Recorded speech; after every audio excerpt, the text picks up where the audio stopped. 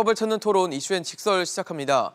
윤석열 대통령 당선인이 경제부총리와 국토교통부 장관 등 내각 인선을 발표했습니다. 고물가, 고금리, 또 고환율의 난제 속에서 우리 경제를 잘 이끌 수 있는 적임자인지에 대해서 철저한 검증이 예고되고 있습니다. 한편 더불어민주당이 추진하고 있는 검수완박, 검찰 수사권 완전 박탈에 검찰이 집단 반발 조짐을 보이면서 공방도 격해지고 있습니다. 새 정부 출범을 앞두고 기싸움에 돌입한 정치권 이야기 지금부터 해보겠습니다.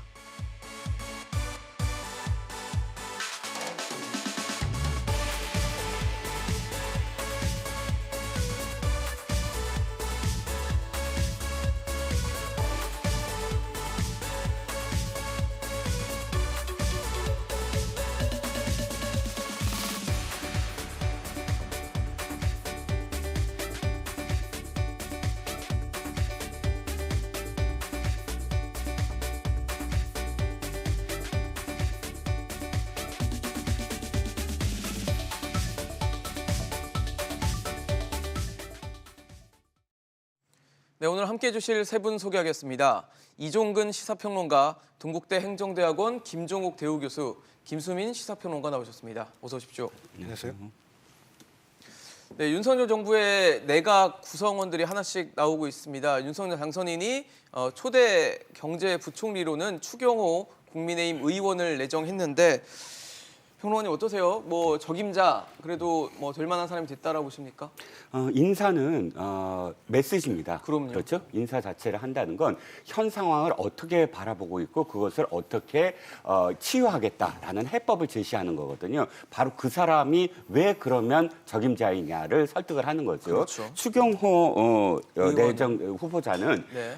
사실상 그 의원이 됐을 때 예. 1호 법안이 어떤 거냐면 국가 재정과 관련한 겁니다. 그러니까 이 국가 재정을 예를 들어서 초과 세수가 있을 때는 무조건 채무를 갚는다든지 뭐 아니면은 4대 보험 그러니까 이 연금 보험이라든지 네. 이런 부분에서 적정한 수준을 유지하는지를 2년마다 꼭 한 번씩 그 진단을 해서 재정에 반영을 하자라든지 이런 내용으로 1호 법안을 냈거든요. 그만큼 국가의 재정 안정에 초점을 두고 활동을 해왔고 또 그간의 어떤 그 관료에서의 바탕을 둔 그런 이 직위들도 보면은 금융위원회의 금융정책국장이라든지 실제로 이명박 정부 시절에는 당시에 서프라임 모기지 사태가 있지 않았습니까? 그렇죠. 그때도 실무를 맡는 그러니까 위기관리 대통령실 위기관리 실무를 맡는 그런 역할을 했습니다. 그래서 현재 윤석열 당선인이 추경호 경제부총리를 내정한 가장 큰 이유가 네. 현 상황은 위기 상황이라고 바라보고 있는 것이죠.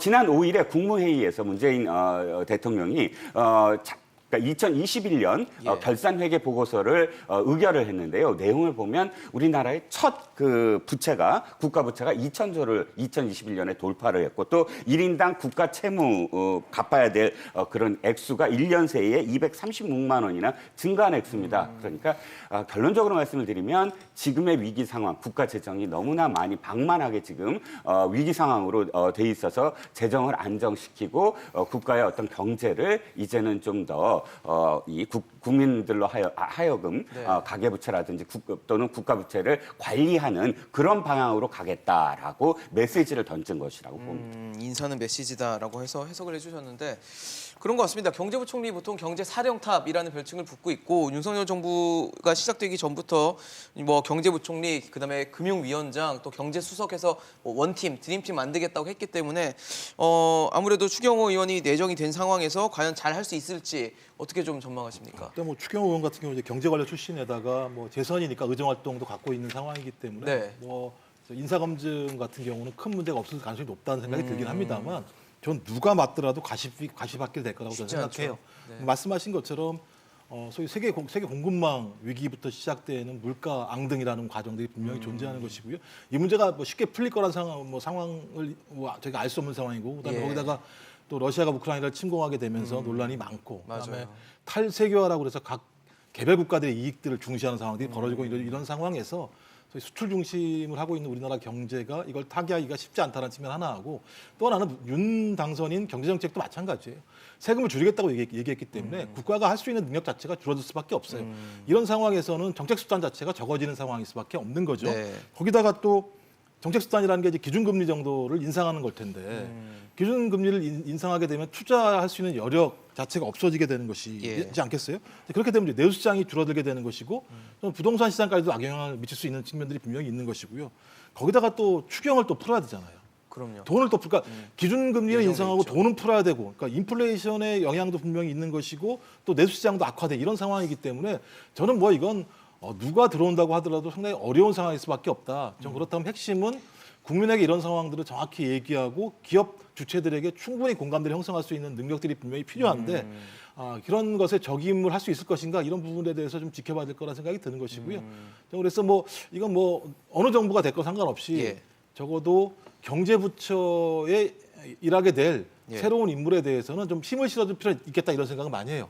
경제가 너무 어려운 상황이기 때문에 맞아요. 계속 몰아붙일 수는 없는 상황인 거고요. 예. 하지만 그렇다고 하더라도 저는 윤 당선인의 경제정책 자체가 현실에서 부닥치는 문제가 있다고 얘기한다면 밀어붙이지 말아야 한다는 생각도 정확히 하는 거예요. 현실적 상황과 상당히 좀 상황을 파악하면서 거기에 막 유연하게 가야지. 그래서 이 두 가지의 역할들을 추경호 후보자가 좀 잘 진행했으면 좋겠다 이런 바람은 있습니다. 김수민 평론가님 어떻게 평가하세요? 네. 이번 지명 이제 일단 내정. 뭐 윤석열 인수위가 국회의원과 장관의 겸직에 대해서 그렇게 선호하지는 않는 것 같거든요. 근데 그럼에도 불구하고 추경호 의원을 지명했다라고 하는 것은 대선 과정에서 윤석열 당선인이 겪은 추경호 의원에게 굉장히 신임이 가지 않았을까 이렇게 생각을 그렇죠. 합니다. 일단 문재인 정부 동안에는 의원이 기재부 장관을 겸직하는 사례는 없었고 박근혜 네네. 정부 때 이제 최경환 의원이 겸직을 했었고 그렇죠. 유일호 의원도 잠깐 겸직을 했었죠. 예, 오랜만에 이제 의원 출신 기재부 장관, 이 의원 현직 의원인 그렇죠. 기재부 장관이 나오게 됐는데 제가 좀 이제 흥미롭게 지켜볼 것은 윤석열 인수위는 특히나 재정 건전성이라든지 이런 것들을 좀 굉장히 강조를 하는 편입니다. 지난 대선 때도 국가 채무를 두고 이재명 후보하고 굉장히 격돌하는 그런 나를 모습을 정했었죠. 보였거든요. 예. 근데 또 코로나19 극복이라든지 이런 것들 위해서 당선인 본인 공약도 있지만 대거 손실 보상을 해야 되는 지출이 대거 필요한 그런 네. 정책도 있는 거거든요. 과연 그렇다면 국회와 기재부에 다 걸쳐져 있는 추경호 후보자는 네, 후보자. 어떠한 묘를 발휘할 수 있을 거냐 이 부분이 굉장히 중요합니다. 왜냐하면 그러네요. 재정 건전성은 지켜나가면서 또 코로나19 극복 지출은 해야 되고 그렇다면 재원 어떻게 마련할 거냐. 이게 상반된 얘기일 수 있거든요. 네, 방금 전에 이제 김종호 교수님도 말씀하셨지만 감세까지 공약을 했기 때문에 근데 이제 당선인 측에서는 후보 시절부터 계속해서 예산 구조 조정을 얘기해 왔는데 맞아요. 저는 추경호 후보자에게 질문을 한번 해보고 싶어요. 인사청문회에서도 어떤 의원이 질문을 했으면 좋겠는데 네네. 예산 구조 조정을 하려면 각 지역의 SOC 예산이라든지 이런 것들도 조정해야 맞아요. 되는데 다 같이. 추경호 의원 본인 지역구의 예산 조정할 수 있느냐. 달성이죠. 그렇습니다. 네, 대구 뭐 달성. 그러니까 추경호 의원뿐만 아니라 의원들 스스로 할 수 있는 부분이 얼마나 있을 것이냐 이것이 굉장히 좀 현실적인 궁금하거든요. 얘기일 수 있을 것 같습니다. 그렇습니다. 저는 네. 그래서 저는 그런 의미에서 홍남기 부총리하고 크게 차이가 없을 거라는 생각도 해봅니다. 결과적으로. 홍남기 부총리 같은 경우는 부채를 내면 안 된다라고 저항을 하면서도 맞아요. 결국에 그동안에 최근에 국가 채무는 조금씩 늘어왔거든요. 예, 그렇다면 그 비슷한 결과가 나오지 않을까 예, 그렇게 생각을 하고 전 중요한 부분은 여당일 때하고 야당일 때 말들이 좀 다른데 네네. 한 번씩 해보면 서로 간에 좀 애로사항도 알고 그렇죠. 이해를 하게 되는 결국에는 이제 부분이죠. 무엇으로 돌파를 해 나가야 되는지 좀 합의에 이르는 그런 계기가 이번 다음 정부에서라도 좀 마련이 되기를 바라는 그런 생각입니다. 알겠습니다. 아무래도 경제 수장, 경제 사령탑으로 불리는 자리인 만큼 관심이 크게 쏠리고 있는 거는 뭐 당연하다 생각이 드는데 또 하나 관심을 끌었던 자리가 이 국토교통부 자리입니다. 국토교통부 중요하죠. 굉장히 지난 문재인 정부 한 5년여간 굉장히 말도 많고 탈도 많았던 자리가 이 부동산이고 거기에 이제 주무부처가 국토교통부이기 때문인데 일단 원희룡 장관 후보자, 원희룡 이제 인수위에 있는 기획위원장이 장관 후보자가 됐어요. 근데 참 아이러니했다, 아니 혹시 의문이 있었다라는 생각이 드는 게 부동산 실무를 맡았던 사람이 아니라 어떻게 보면 정치인을 이제 그 자리에 앉혔다는 건데 이거는 아까 인사하는 메시지라 말씀을 주셨잖아요. 이건 어떻게 우리가 해석을 해야 됩니까? 자, 이게 뜻밖이었다라고 언론에서 보도하는 건 대개의 어저께 발표했던 예. 후보자들의 명단은 거의 그 전날까지의 언론 보도 그 하마평과 거의 일치합니다. 맞아요. 그런데 딱 이 부분, 그러니까 국토교통부 장관 장관만, 부분만 네. 당시에 그 하마평에 오른 분들은 대개는 부동산 학과 교수라든지 맞아요. 또 부동산 완전히 전문가스러운 그런 분들이 학계 분들이 많았어요. 그런데 예. 갑작스럽게 이제 원희룡 전 제주도지사가 지금 낙점이 됐습니다. 그런데 여기서 또 언론들이 왜 정치인 출신이냐, 혹시 지난 대선 과정에서의 어떤 공을 또 이렇게 그렇죠. 선대본부도 있었고, 한 거 인수위도 아니냐, 하고 있고 지금. 또 뭐 대장동과 관련한 저격수 역할도 일타 강사를 하지 않았느냐, 불법했죠. 그것 때문에 공을 지금 인정받은 거냐, 이렇게 또 비판을 합니다.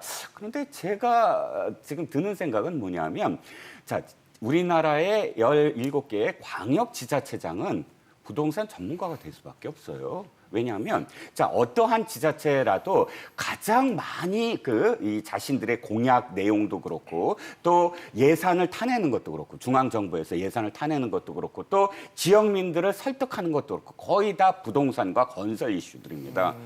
그러니까 그 전체적인 어떤 그 예산 뭐 네네. 중앙정부하고 예를 들어서 제주도 하면 제주도에 제2공항 건설을 두고 굉장히 많은 어떤 갈등이 일어나고 있지 않습니까? 그러면 그것과 관련해서 사실 중앙국토교통부와의 뭐 계속 협상을 해야 되고 이런 과정들 또는 제주도 지사로서의 상황만 보더라도 그 전까지 부동산 가격이 상승하고 난개발이 굉장히 문제가 됐었어요. 그래서 원희룡 지사가 돼서 7년 동안 무엇을 했냐면 부동산과 관련해서 농지기능 관리 강화라든지 또는 이 환경자원 총량제라든지 이런 것을 시행하면서 네. 결과적으로 취임 이후에 대형 난개발 사업이 그 전 지사의 이에 비해서 61%나 감축했다. 이렇게 나오거든요. 이런 수치를 제가 왜 말씀을 드리냐면 실제로 부동산과 관련된 정책을 입안하고 지자체 내에서 그것을 실행하기 위해서 부동산 전문가들과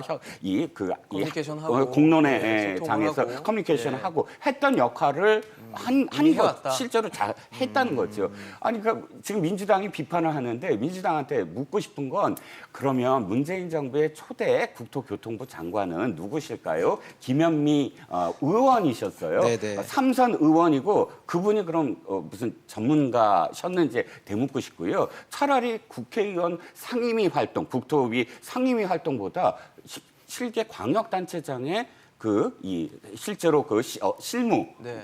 훨씬 더 부동산 정책을 입안하는데 도움이 될 거라고 저는 생각을 합니다. 뭐 의회 발탁은 아니다라는 해석을 또 해주셨어요. 근데 뭐 그런 것 같습니다. 아무래도 부동산 가장 풀어야 할 숙제로 꼽히는 부분이 부동산이기 때문에 그 부동산을 잘 풀 수 있는 인물이 앉아야 된다라는 건데 지금 이제 일단 정치인 인물이 앉다 보니까 이런 얘기가 나오는 것 같은데 어떻게 보세요? 그러니까 이제 의문점은 하나가 있는 거죠. 말씀하신 것처럼 문재인 정부의 최대 문제 중에 하나가 부동산 문제에 대한 실패였어요. 근데 그 실패를 이끌었던 사람이 정치인 출신 김현미 장관이었다는 건 다 국민들이 다 알고 있는 거죠. 그럼 차이가 뭐냐에 대한 부분인 거예요. 그러니까 원희룡 전 지사의 차이는 뭐야?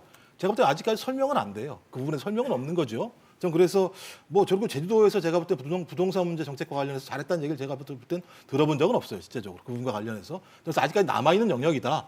인사 검증 과정이 분명히 있을 것이고 뭐 어차피 당선인이 지명을 했었기 때문에 뭐 당선인이 계속 밀어붙이게 되면 장관이 되는 것이고 예. 앞으로 장관으로 실적을 보여주면 되는 것인데 의구심이 이제 두 가지가 있다는 거죠. 하나 그 말씀하신 것처럼 전문성이 있는 거냐에 대해서 갸우뚱한 거. 두 번째 같은 경우는 소위 전 정부, 그러니까 지금 정부에서 실패한 사례와 동일한 사례를 걷는 거냐. 여기서 설명은 필요한 거 아니냐. 이런 두 가지가 있는데 이제 이런 문제가 나오니까 이제 소위 민주당 같은 경우 문제 제기하는 거죠. 그러니까 경력이라고 하는 게 말씀하신 제주도지사 문제랑 소위 대장동 일타 강사 두 가지가 있는 건데 네. 그렇다면 이 내용 자체가 어떤 의미가 전문성이 있는 거지? 그러니 이제 보온성 아니냐? 이런 얘기가 나오는 것이고 또 하나는 윤 당선인과 거리 때문에 그런 거 아니냐라고 하는 논란이 분명히 나오는 거죠. 저는 뭐 꼭 장관이 고도의 전문성을 가지고 있으면 좋습니다만 꼭 그래야 된다고 생각하지는 않습니다. 이제 거기에 이제 또 하나는 이제 시장의 시그널을 가져야 되는 것이고 또 장관이기 때문에 또 의회와 국회와의 조율 되게 중요해요. 근데 원희룡 전 지사가 예. 민주당과 잘 조율이 될까요? 제가 볼 때 대장동 문제와 관련해서 상당히 많은 갈등이 있었는데 좀 그래서 이걸 이렇게 한 이유가 뭘까? 그러니까 적어도 이 인선이 가져올 어떤 시너지보다 네. 오히려 부정적인 효과들이 더 많다라는 느낌들이 꽤 있는데 굳이 이것을 밀어붙인 이유가 무엇일 것인가? 저는 뭐 검증은 인사청문회, 네. 두 번째로는 정책 집행 과정에서 드러나겠지만 아직까지 좀 제가 볼 때는 의아하다. 이 인선의 목적, 그 내용 네. 이게 좀 저는 아직까지는 좀 의아한 퀘스천이 남아 있습니다. 뭐 아무도 그런 거 아니겠습니까? 부동산 문제를 갖고 지난 한 5년간 국민들이 굉장히 힘든 시간을 보냈고 뭐 오르는 분들은 오른 대로 또 어려운 시간, 또 집을 사지 못한 분들은 거기서 또 어려운 시간을 보내다 보니까 이제는 좀 시행착오를 좀 없애는, 시행착오를 좀 줄일 수 있는 어떤 자리에 제대로 된 적합한 인물이 앉아야 된다라는 걸 텐데 어떻게 보세요? 네. 여러 가지 논란이 나오고는 있습니다. 네, 일단 원희룡 후보자에 대해서는 뭐 특별히 선입견을 가질 필요는 없다고 생각을 하고요. 예, 제주도 지역에서 광역단체장을 지냈던 인사이기 때문에 부동산 문제에 대한 실물 경험들은 갖고 있다라고 평가를 할 수가 있을 것 같습니다. 중요한 부분은 이제 앞으로 인사청문회라든지 이쪽에서 검증을 반드시 해야 되는 부분인데 정책 검증인데 그렇겠죠. 저는 조금 걱정이 되는 게 이제 많은 사람들이 저는 이쪽 저쪽 할 것 없이 부동산 정책을 너무 단위별로 나눠 가지고 사고를 한다는 느낌이 들어요. 그래서 한쪽에서는 규제를 완화해야 된다. 뭐 대출 규제든 뭐 재건축 규제든 네네네. 규제 완화라는 걸로 일변도로 가 있는 사람들이 있고 한쪽에서는 강화시키는 게 답이다라고. 예, 그것이 사실은 문재인 정부라든지 박원순 서울시장이라든지 한때 견지했었던 자세인 것이죠. 근데 부동산은 결국에 앞 정책과 뒷 정책의 순서와 그리고 네. 그것이 어떻게 조율됐냐 이 문제가 굉장히 중요한 부분인데 그렇죠. 근데 현재도 보면 조금 위험 징후가 집값이 조금 안정세에 들어가나 했던 상황에서 새로운 정부의 출범과 함께 규제가 완화된다 이 얘기 때문에 다시 기대감이 집값이 있죠. 강남에서 특히 올라가려고 들썩이는. 하는 예, 그 네. 현상이 또 벌어지고 있거든요. 그러니까 주의해야 될 것은 뭐냐면 윤석열 정부하고 문재인 정부가 각자 정반대의 정책을 취했는데 결과적으로 같은 결과를 맞이할 수도 있다라고 하는 것입니다. 이런 것들 좀 감안해서 부동산 정책이 전체적으로 종합적으로 어떻게 조율되어 있느냐의 문제를 좀 정책 검증을 할 때 특히 인사청문회에서 따져봤으면 좋겠고요. 그리고 최근에 임대차 3법 얘기가 나오고 있는데 예. 저는 개인적으로는 임대차 3법과 같은 내용의 법은 필요하다고 생각을 하면서도 첫 번째로 두 번째는 당시 입법을 할 때는 걱정이 좀 됐었습니다. 왜냐하면 그때 국면이 전세가하고 집값이 보통은 좀 따로 놀거나 반비례를 하기 마련인데 그때는 같이 상승을 하던 국면이었거든요. 이 상태에서 그리고 공급 신호가 충분하지 않은 상태에서 했을 때에 네네. 풍선 효과라든지 우려했던 부분이 나올 수 있다라고 하는 게 있었어요. 근데 세 번째로는 그렇다면 현재 와서 이 법을 다시 풀거나 없애면 또 어떻게 될 것이냐.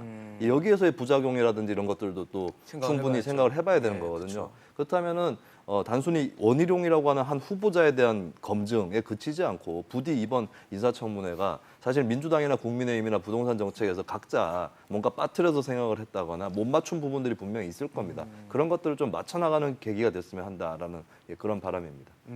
그렇죠. 사실 부동산 되게 어려운 문제여서 어떻게 풀어낼지도 관건이긴 한데 인사청문회가 확실히 정책 검증으로 좀 확실하게 인물의 능력을 좀 검증할 수 있는 자리가 좀 되었으면 하겠다는 생각이 듭니다.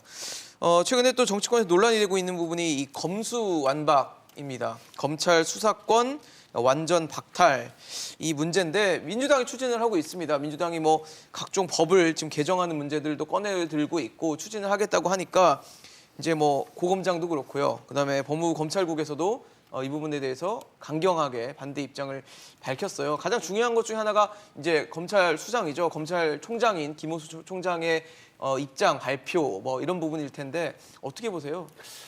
글쎄요, 지금의 검수완박 그 논쟁은 아마도 이번 주가 아마 피크일 것 같습니다. 이번 주에 보여지는 양상은 예. 검찰이 법무부 파견 검사들까지 포함을 해서 그러니까 최근 한 5년간 검찰 내부가 좀 갈려 있었던 분위기잖아요. 분열돼 친정부 있었다. 성향의 검사다 이런 표현 잘 지금까지 안 썼는데 아예 이번 5년 동안은 친정부 성향 뭐 해갖고 거의 이 리스트가 있을 정도로 네. 있고요. 또 거기에 이제 반하는 뭐 윤석열 사단이라는 뭐 이름을 붙인 또 검사들도 있어 이런 식으로 검찰이 사분오열된 어떤 상황이었어요. 그런데 이 지금 검수완박을 놓고는 전부 다 일치 단결하는 모양새입니다. 저는 이걸 보면서 또 좀 의문이 들어요. 제가 이제 좀 음모론으로 생각하는 건지는 모르지만 네. 어떻게 지금까지 정부의 어떤 그런 이 흐름이라든지 또는 정부의 뭐 수사권 지휘 뭐 이런 모든 문제에 대해서 정부의 패턴을 그대로 따라했던 검찰총장이라든지 혹은 법무부 검찰국장이라든지 또는 중앙지검장이라든지 이런 분들마저도 사실은 지금 검사장 회의 또는 일선 검사들과 네. 뜻을 같이 하는 것처럼 보이고 있거든요. 그래서 모 부장검사가 이 프로스에 아주 통렬하게 이 사태를 이렇게 만든 사람들이 갑자기 얼굴을 표변해서 뭐 검사장 회의를 지금 소집하고 있다 이렇게 통렬히 비판도 했습니다. 저는 보면서 음모론이 이렇게 떠올라요. 이 구도가 바로 민주당이 바라는 구도 아닌가. 도리어 민주당이 이 의총을 열면서 봐라 검사들은 다 똑같다. 검사들은 누가 임명하든 저렇게 일치 단결해서 자기들의 이익을 자기들의 자기 어떤 밥그릇 기득권을 챙기기다. 놓지 않으려고 한다 하고 검찰들 자체를 한 묶음으로 해서 또다시 악마화시키는 적대시하고 적배로 몰 수 있는 계기가 또 될 수가 있거든요. 그러다 보면 의총에서 그 자신들의 검수완박을 하는 것에 대한 명분을 찾을 수가 있고 그러면서 이제 이 4월달 이내로 현 정부 그러니까 새로운 정부가 들어서기 이전에 이 밀어붙이려면 명분이 필요한데 그 명분을 검찰의 일치 단결된 기득권 철밥통 지키기라는 그런 프레임으로 가져가려고 하는 게 아니냐. 그래서 갑작스럽게 왜 그 김호수 검찰총장이나 이정숙 중앙지검장이나 이런 분들이 검찰 회의에 대해서 아무 말도 안 하고 또 대검의 그런 어떤 입장 표명에 대해서 도리어 부추기는 것 같은 느낌. 그런 느낌이 상당히 들거든요. 이분들의 어떤 정체성과 맞지도 않고. 그래서 어찌됐든 이 자체는 저는 말도 안 되는 정말 또다시 밀어붙이기라고 생각을 합니다. 검수완박이요. 왜냐하면 검경 수사권 조정과 관련해서 노무현 대통령 시절부터 정말 힘들게 타협과 또 협상과 또 때로는 갈등을 갈등 일으키다 속에서 보면, 예. 이뤄냈는데 1년도 안 돼서 그것을 갑작스럽게 6대 그 범죄를 다시 뺐는다. 6대 범죄를 뺐을 이유가 그러면 5월 9일 이전에 이유가 뭐냐는 거예요. 그러면 검찰이 6대 범죄를 제대로 수사를 못 해낸 건지 아니면 진짜 과잉 수사를 해서 또다시 뭔가를 잘못한 건지 그거 없거든요. 하나도. 왜냐하면 지금 정착 단계이기 때문에. 근데 갑자기 뺏어놓고 그것도 현 정부가 윤석열 대통령이 혹시나 이 거부권을 행사할까 해서 5월 9일까지 하겠다. 이건 누가 봐도 이건 정치적인 목적이다라고밖에 할 수가 없는 거죠. 어떠세요, 교수님? 어떻게 보세요, 이 사안? 근데 저는 이제 검찰이 집단 행동을 했는데 그것이 민주당이 사주한 것처럼 말씀을 하시면 좀 제가 볼 때 그건 좀 문제가 있다는 생각이 드는 것이고요. 검찰은 검찰의 이익을 위해서 자기들의 목소리를 내는 거겠죠. 저는 거기에 음모론까지 있다고 얘기한다면 제가 볼 때는 상황 자체를 해결할 수는 없다는 생각이 드는 것이고 핵심은 그런 것 같아요. 그러니까 저도 검찰이 방향에는 동의하는 거냐 이 문제에 대한 답을 내놔야 돼요. 그러니까 속도의 문제인 거냐 방향의 문제인 거냐. 방향에 동의하지 않는다고 얘기한다면 갈등을 있을 수밖에 없는 거죠. 방향이라는 거는 검찰 그러니까 수사권 박탈을 얘기하시는 건가요? 그러니까 계속 박탈하고 하는데요. 그러니까 네네. 기소와 수사권 분리인 거죠. 분리를 뭐 지키는 그것이 문제예요. 그러니까 검찰이 태어날 때부터 갖고 있었기 때문에 자기들의 온전한 권리처럼 얘기하는 거 문제가 있는 거죠. 왜냐하면 네네. 수사와 기소를 분리한 나라도 분명히 있기 때문에 분리할 수 있는 측면들이 있는 거죠. 그러니까 핵심은 그런 거죠.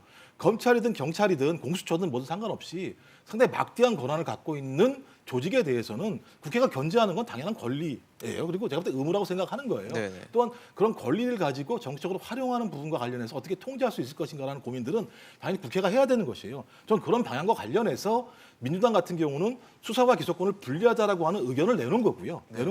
검찰은 그럴 수 없다라고 얘기한 것이고요. 저는 여기에 대한 사회적 토론은 필요하다는 생각이 드는 것이고 갑자기 한 게 아니라 민주당은 계속 이 부분과 관련해서 공약으로 내왔었어요. 과거부터. 작년 문재인 대통령 3월 8일 날 얘기한 게 뭐냐면 견제와 균형 인권 보호를 위해서 기소 수사권 분리라고 하는 것은 앞으로 가야 될 방향이다. 하지만 검경 수사권 조정이 된 지 얼마 안 됐기 때문에 지금 할 수 없다라고 하는 속도 조정론을 얘기한 것이고요. 같은 달 작년 3월 달에 박주민 의원 같은 경우도 마찬가지입니다만 중대범죄수사청 당내 의견을 수렴하겠다. 전문가들의 공청회를 하겠다. 이렇게 얘기했어요. 이 부분 같은 경우는 지금 새롭게 부각된 게 아니라 계속 제기했던 내용들을 가지고 임기 말에 이 부분과 관련해서 민주당이 어떻게 할 것인가에 대한 결정을 하는 거겠죠. 말씀하신 것처럼 새 정부가 들어서게 되면 여러 가지 악조건이 존재하는 상황에서 그것들에 대한 방향성들은 합의가 된 것이고 속도에 대해서 어떻게 할 것인가에 대한 판단들을 하자고 아마 내일 아마 의원총회에서 결정할 것 민주당 같은데 의원총회. 제가 볼 때는 방향은 유사할 것 같아요. 그러니까 수사 기소권에 대한 분리로 가자. 하지만 그 속도가 지금 하는 게 맞냐 안 맞냐 이 논쟁이 될 거라는 생각이 드는 것이고요. 저는 좀 후자예요. 속도를 빨리 낼 수는 없다고 생각해요. 왜냐하면 이게 사회적 토론도 필요하고 국민적 공감대도 필요해요. 밀어붙인다고 될 문제는 분명히 아니라는 생각이 드는 것이고 이렇게 밀어붙이면 반복적으로 의회 권력이 바뀔 때마다 계속 법안을 바꾸려고 하는 일들이 벌어질 거예요. 전 그렇다면 방향에 대해서 국민들에게 제시하고 사회적 토론을 하고 그다음에 국민적 공감대를 가지고 난 다음에 그것을 가지고 법을 통과시키든 만들 결정을 해야지 그런 것도 안 됐는데 소위 민주당이 얘기하는 생각이 옳다고 밀어붙이는 방식은 전 타당하지 않다고 생각해요.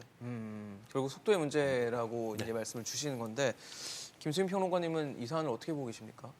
네, 저는 그 민주당이 검수완박을 왜 밀어붙이는지 이해를 이제 잘 못하겠다라는 입장인데요. 그러니까 예를 들면 이제 선거, 정치인한테 굉장히 중요한 게 선거 아니겠습니까? 그럼요. 그 선거 때문에 저는 이제 국민의힘이라든지 윤석열 인수위도 여성가족부 폐지를 미루었다. 일단은 여성가족부를 그대로 두고 정부 조직 있는 상태에서 후보자 지명을 한 거잖아요. 네네. 근데 이제 민주당은 조금 거꾸로 하고 있는 것이 아닌가 싶습니다. 그러니까 검수완박이라고 했을 때 국민들이 과연 얼마나 크게 지지를 할 건지 이거를 일단은 따져봐야 될 것 같은데 예를 들면은 민주당이 어떤 민생이나 경제에 대해서 뭘 하겠다. 그러면 국민들이 좀 더 관심을 갖고 괜찮다 싶으면은 이게 득표 요인도 될 것이라고 봅니다. 그리고 뭐 예를 들어서 지난 대선 때 공약했었던 정치개혁 방안이라든지 네. 여기까지는 이제 지지가 좀 높을 거라고 보여지는데 검수완박이라고 했을 때는 일단 검수완박 이전에 이루어졌었던 검경 수사권 조정이 있습니다. 그 검찰이 수사할 수 있는 범위가 6대 범죄로 줄었는데 사실 그 6대 범죄도 잘 따져보면 뭐 액수라든지 이런 것들로 다 가이드라인을 쳐놔가지고 더 축소가 된 거거든요. 그러다 보니까 현장에서 이미 경찰에서 불편함을 호소하고 있어요. 많은 것들이 업무가 과부하가 걸리고 있는 부분이 있고 그리고 원래 검찰이 잘 하던 수사 영역이 있습니다. 그 영역들이 잘 안 되면서 이건 국민들이 피해자가 되는 거거든요. LH 사태 때 그게 딱 드러났던 거죠. LH 사태 때 국민들이 아니 이런 중요한 사태를 검찰이 직접 수사권을 갖지 못한 그런 상황에서 수사를 해야 된단 말이냐. 여기에 대한 반발이 여론에서도 분명히 있었는데 검수 완박을 한다고 했을 때는 저는 국민 여론이 그렇게 지지할 여지는 더더욱 없을 것이다라고 보여지고 왜 그런 민주당이 자신의 득표력을 깎는 행동을 하는가 이 부분이 의아하다는 생각이 듭니다. 네. 그만큼 국민의 공감대가 필요한 사안이라고 보여지긴 하는데 과연 앞으로 어떻게 좀 진행될지 좀 지켜볼 문제라는 생각이 들고요. 윤석열 당선인이 검찰총장 출신이고 검찰에 아주 오랜 동안 몸을 담아왔기 때문에 사실 총장 시절에는 뭐 부패 안판이다라고 이제 비판을 굉장히 통렬하게 했었는데 최근에 입장을 물어봤더니 이제 검사 그만둔 지 오래됐다라고 해서 일종의 난 민생, 우리 국민의 삶만 신경 쓰겠다. 이렇게 얘기를 하더라고요. 그래서 일종의 뭐 선을 긋는 것인지 아니면 어떻게 좀 해석을 해야 되는 것인지 궁금한데요. 이 부분과 관련해서 당선인이 개입하지 않겠다라는 겁니다. 왜냐하면 당선인은 검찰총장이 아니잖아요. 대통령 후보, 네네, 대통령이 돼야 되는 당선인이죠. 것이고. 예. 자, 검수완박 부패 완판이라고 했던 당시를 다시 되돌려보죠. 예. 민주당이 그럼 일관되게 이것을 했느냐? 자, 지난 3월은 어떤 시기였냐면 바로 검경 수사권 조정이 이제 완전히 통과가 돼서 그야말로 6대 범죄를 시작해보자라는 시기였어요. 그런데 네. 시작해보자는 시기에 민주당은 갑작스럽게 지금 이 검수완박을 또 밀어붙입니다. 그래서 의총을 열겠다 하면서 그래서 그때 다시 비판한 게 아니 검경 수사권 조정을 하자마자 왜 또 이것을 박탈하려고 하느냐 이렇게 나오면서 윤석열 검찰총장이 이렇게 받아들입니다. 이건 나를 겨냥한 것이다. 지금 검찰 개혁이라고 1년, 2년여 가까이 지금 외치고 있지만 그러나 자신의 어떤 그런 살아있는 권력에 대한 어떤 수사를 하려고 할 때마다 이런 이 검찰 개혁이라는 이름으로 사퇴를 하라든지 이런 어떤 압박을 해왔는데 자기는 그것을 버텨왔지만 그러나 검수완박으로 이렇게 그 검찰 조직을 70년간 지속되어왔던 검찰 조직을 흔드는 건 더 이상 볼 수가 없다라는 입장으로 사실은 사퇴를 합니다. 사퇴를 하게 되는 결정적인 계기가 이 검수완박이었고요.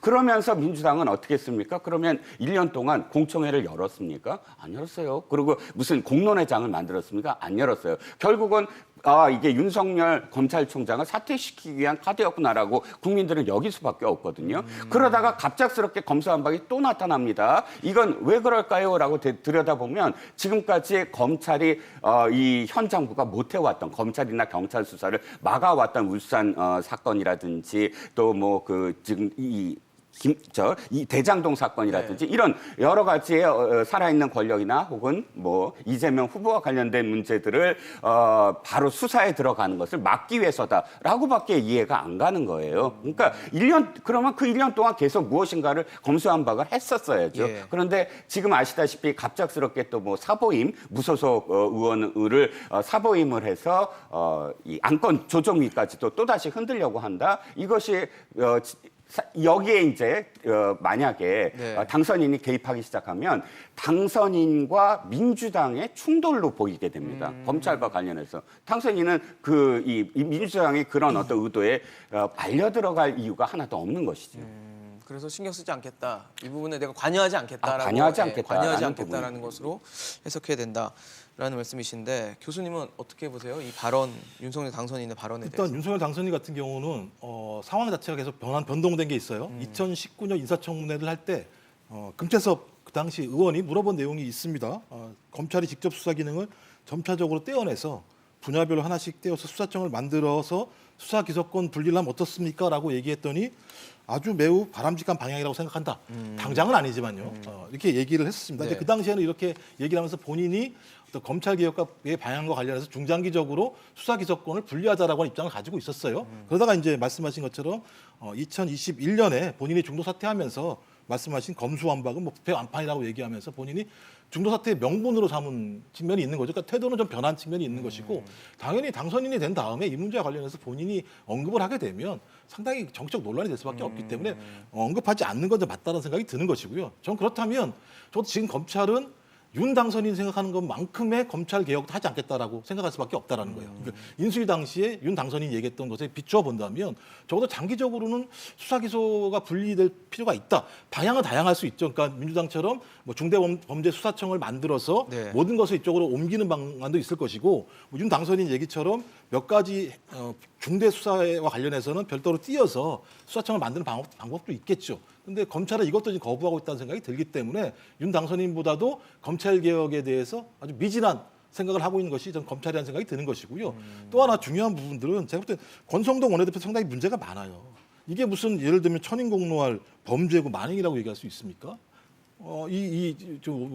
그 기소 그다음에 수사권 분리하는 문제와 관련해서 그다음에 거기다가 뭐 문재인 대통령 문정부의 뭐 실권자들 이재명 전 후보 부인 뭐 그다음에 부인 이런 분들이 다 범죄가 있는 것처럼 예를 들면 몰아붙이는 방식. 그래서 아니 국회에서 이런 법안들을 추진하겠다고 정당이 얘기를 하는 게 천인공노할 범죄입니까? 저는 그런 게 좀 이해가 안 되는 거예요. 그러니까 오히려 야당 지금은 야당이죠. 야당의 원내대표가 검찰 개혁 문제를 갖다가 사실 정쟁화시키는 측면이 분명히 있다는 생각이 들기 때문에 또 이분 같은 경우는 지금 현직 검찰총장부터 임기가 보장된 분한테 스스로 거취를 갖다 결정하라고 얘기한 적이 분명히 있지 않습니까? 제가 볼 때는 민주당도 너무 급하게 나가는 측면이 있는데 저는 여야 마찬가지입니다만 이 문제 같은 경우는 다른 국가들 같은 경우는 수사 기소권을 분리한 사례가 있기 때문에 네. 견제와 균형이라는 측면에서 어떻게 하면 좋을지에 대한 토론을 해야 된다라고 하는 부분에 대한 합의를 가지고 좀 앞으로 토론했으면 좋겠어요. 빨리 통과시키겠다는 생각을 좀 버리고요. 급하게 하지 말고 네네. 좀 천천히 공감대를 형성해야 된다 말씀이신데 여야가 갈등을 보이는 부분은 또 있습니다. 그 법사위 얘기인데 무소속 그러니까 민주당 출신이죠. 무소속 양향자 의원이 이제 법사위로 상임위를 옮겼어요. 근데 옮기면서 기존에 이제 박성준 의원은 기재위로 가고 양향자 의원이 법사위로 오면서 이 안건조정위원회의 결정 권한이 좀 민주당으로 넘어갔다. 뭐 이런 해석들이 나오는데 이것도 검수완박과 관련이 돼 있다라고 보십니까? 검수완박 하나가 아니라 여러 가지일 수도 있겠죠. 일단은 이렇게 법사위에서 안건조정위원회가 바뀐다라고 하는 거는 이제 안건조정위원회는 원래 여야 동수로 3대3 이렇게 원래는 3대 3이네요. 네, 구성을 하는 것이죠. 네네. 그리고 이 법사위라든지 국회에서 소수파 입장에서는 안건조정위원회를 소집하자라고 요구를 하면 이 안건조정위원회가 의결을 하지 않으면 뭐 한 90일까지도 갈 수 있습니다. 그러니까 법안을 90일 정도 잡아둘 수 있는 그러니까 지연 효과가 있는 거죠. 3대 3인 경우는 이제 예를 들어서 민주당 3명, 국민의힘 3명 이렇게 되면 3대 3은 가부동수기 때문에 가결이 되지 않습니다. 그렇네요. 그러면 이제 국민의힘에서 만약에 요구를 하게 되면은 계속 한 90일 정도 지연을 할 수 있는 거죠. 근데 여기에 이제 양향자 의원이 민주당 출신이지만 현재 무소속으로 돼 있고 양 의원이 이쪽으로 법사위로 들어가게 되면 그러니까 양 의원이 형식적으로는 어쨌든 민주당 소속이 아니기 때문에 그렇죠. 야 3명 중에 1명, 비교섭 단체 몫으로 1명이 들어갈 수 있는 거거든요. 그러네요. 예, 그렇게 되면은 양향자 의원이 표결을 한다고 했을 때 민주당 의원들하고 같이 찬성 표결한다거나 뭐 이렇게 되면은 4대 2가 돼서 가결이든 부결이든 또 시킬 수 있다라고 하는 민주당이 뜻대로 할 수 있다. 그렇습니다. 그런 그런 것 때문에 의구심이 얘기가 든다는 나오는 거죠. 것인데 예. 이거는 이제 뭐 반칙이라든지 위법이라고 할 수는 없겠지만 변칙 내지는 뭐 편법 이 정도로 표현을 할 수 있을 것 같고 그러면 계속 이제 민주당에서 의원들을 징계하거나 뭐 이런 명목으로 일단 출당을 시키거나 해서 무소속을 만들고 있는데 이런 식으로 활용을 하게 되면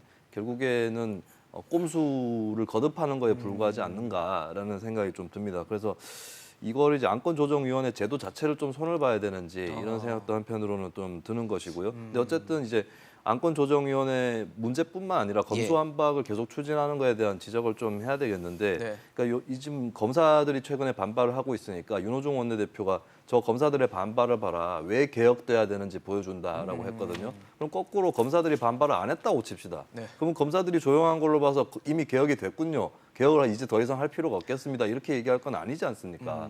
네, 그런 것을 좀 감안을 해야 될 텐데 뭘 해도 답이 지적은 할 수 있다는 답이 얘기죠. 정해져 있는 것 같고요. 그리고 너무 지나치게 민주당이나 혹은 친민주당 쪽 사람들이 좀 캠페인 때문에 국민들도 잘못 알고 계시는 부분들이 있는데 수사와 기소가 네. 완벽하게 분리된다라는 찾기가 오히려 어렵습니다. 검찰이 직접 수사권을 갖고 있는 나라가 OECD 국가 중에서 훨씬 더 많은 상황이고 독일이나 프랑스가 대표적인 국가고 사실 한국의 이 법제도가 독일하고 프랑스 영향을 많이 받았던 거거든요. 이게 독일, 프랑스 같은 경우는 그 경찰 근무 평정을 검사가 주기도 합니다. 아, 그래요? 예, 그리고 독일도 경찰이 수사를 하다가 검사가 현장에 도착하는 그 순간 수사권이 검사 넘어가요. 쪽으로 전환이 되거든요.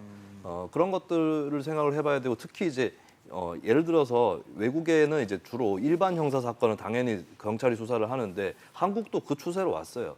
일반 형사 사건은 경찰이 수사를 많이 하고 있는 상황이거든요. 다만 미국의 앨런 사태라든지 또 독일의 아우디 사태라든지 이런 특수 수사 같은 경우는 그 나라들에서도 검사들이 했습니다. 그러니까 특수 수사 같은 경우가 또 고도로 숙련되어 있는 어떤 수사 역량이라든지 기법이나 이런 것도 그리고 들어가야 특수 수사는 되니까. 상대방이 워낙 강적이기 때문에 법정에서도 시간이 길거든요. 박근혜 전 대통령, 이재용 전 부회장 재판도 생각을 해보시죠. 그 특검하고 수사 기간은 별로 길지 않았어요. 근데 공소유지하고 최종심 받을 재판이 때까지가 길었는데 길었죠. 예. 그때 수사와 기소가 분리돼 버리면 인력이 분리돼 버리면 공소유지가 길어질 수 굉장히 있다. 힘들어집니다. 근데 그게 누구한테 유리한 거냐? 재벌, 정치 권력 이쪽에게 유리한 거예요. 검찰 수사권 박탈하게 되면 이런 부분에 대해서 토론을 계속 붙어봐야 되는 것이고 저는 감히 말씀드리건데 계속 이런 식으로 토론하면 민주당이 과연 일방적으로 수사 기소 분리가 상식이다 이렇게 얘기할 수 있을까?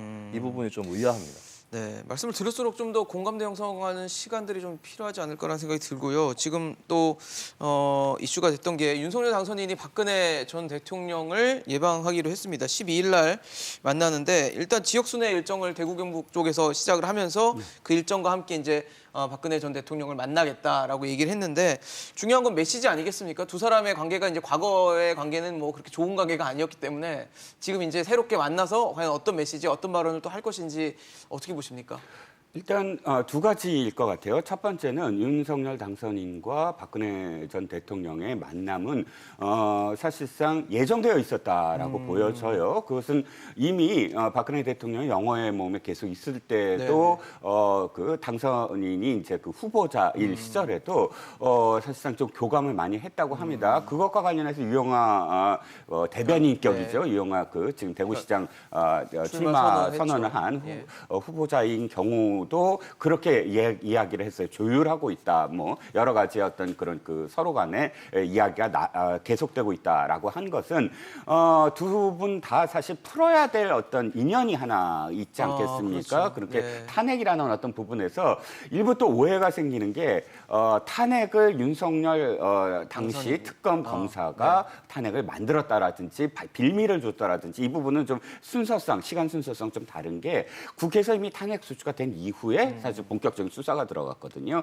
그러니까 국회의 어떤 소추는 탄핵인지 시작점이라고 본다면 탄핵 이전의 어떤 수사, 소추 이전의 수사가 이루어진 건 아니고 물론 이제 그 형을 받고 그 형을 계속 이 4년 동안 5년 거의 5년 동안 감옥에 계속 있었던 네. 가장 직접적인 원인은 물론 수사에 의한 어떤 부분이겠죠. 그 부분과 관련해서 윤석열 당선인은 수차례에 걸쳐서 내가 검사로서 나의 할 도리를 다했지만 그러나 유감이다라고 이야기를 했습니다. 그 부분을 또 박근혜 전 대통령한테 대면으로 이야기를 해야 될 부분이 분명히 있겠고요. 또 박근혜 전 대통령도 그것을 받아들이면서 어떤 소외를 또 해야 되는지에 대해서는 통과 의례 같은 어떤 느낌이에요. 그건 꼭 해야 양쪽 다 해야만 하는 어떤 상황이라고 보여지고요. 그런데 이것을 좀 확대 해석하는 어떤 지금 언론 보도가 지금 있습니다. 그래서 본격적인 무슨 사저 정치냐, 앞으로도 이 사저에 많은 정치인들이 줄을 서서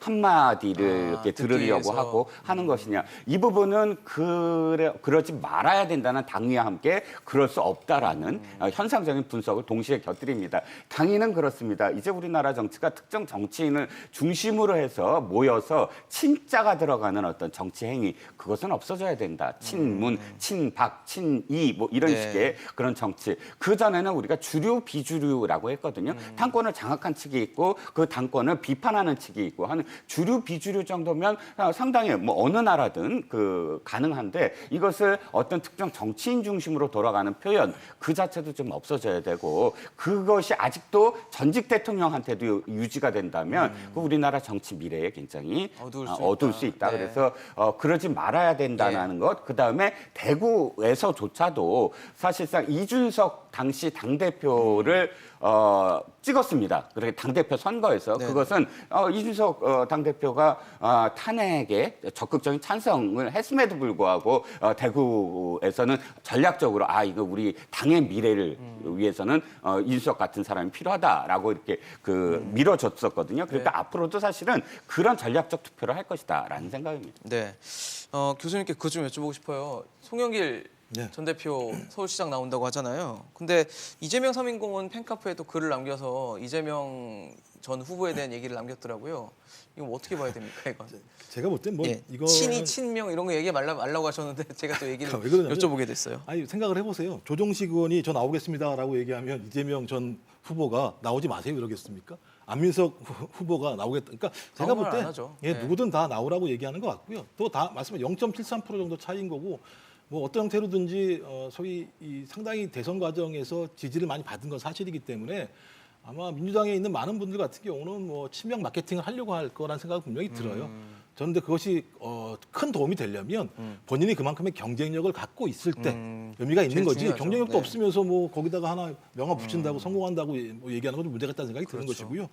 하여튼 뭐 여간 송영길 전 대표 같은 네. 경우에 대한 논란은 분명히 있죠. 그러니까 뭐 직전 선거에서 패배했음에도 불구하고 그다음에 또 86 용태론을 얘기했음에도 불구하고 거기 왜 나오려고 하느냐 이런 문제가 분명히 있습니다만 또 그렇다고 해서 서울시장 선거에 누가 나오겠다고 바로 또 얘기한 사람이 없었던 상황이 분명히 있고요. 서울 선거가 상당히 어려운 것들도 사실이라는 생각이 드는 것이고요. 저는 그래서 이 문제와 관련해서는 지금 서울 같은 경우 6명이 나오기로 했으니 6명이 공정하게 경쟁을 하고 서울 시민에게 나름대로의 의미 있는 지지를 받으려고 노력하면 된다는 생각이 들어요. 저는 그런 결과에 따라서 시민이 판단하면 시민의 판단의 결과에 대해서 뭐 승복하고 따르면 된다고 생각을 합니다. 아무래도 송 전 대표는 이제 뭐 좀 질싸움이다라고 좀 전제를 깔고 가는 게 아닌가라는 발언들이 좀 나오는데 어떻게 보세요? 저는 뭐 송영길 전 대표가 뭐 욕심을 부려가지고 나온다라고 보지는 않습니다. 그러니까 서울시장 선거는 희생하는 거다라고 얘기하던데. 나름대로 그것은 진심일 거라고 봅니다. 서울시장 선거의 승산이 그렇게 높아 보이는 상황도 아니고 그리고 그렇다고 뭐 이렇게 뚜렷한 주자들이 본인 이전에 나가겠다고 했던 건 아니기 때문에 그런 생각은 들고 그리고 이제 민주당 내부에서 반대하는 입장에 대해서도 충분히 이해를 합니다. 왜냐하면 집권 여당의 대표였다는 상징성 있기 때문에 서울 지역의 부동산 민심이나 이쪽 정권 표심, 심판 표심을 다시 자극할 수 있다는 우려가 당연히 있겠죠. 근데 결국에 민주당이 이걸 넘어서려면 송영길 전 대표가 아닌 또 다른 어떤 대안이 나와야 그럼으로써 새로운 얼굴 필요하다. 흥행을 해야 결국에 이 논란을 넘어설 수 있는 거다. 나오라 나오지 말라 이 차원으로 접근하는 것은 좀 그렇게 수준이 높은 행위는 아닌 것 같습니다. 그렇군요. 참 뭐 민주당 입장에서 쉽지 않은 선거가 아마 서울시장 선거일 텐데 앞으로 또 어떻게 될지 좀 지켜보도록 하겠습니다. 오늘 이종근 평론가, 김종욱 교수, 김수미 평론가와 함께했습니다. 이슈앤직설 오늘 준비한 소식은 여기까지입니다. 지금까지 시청해주신 여러분 고맙습니다.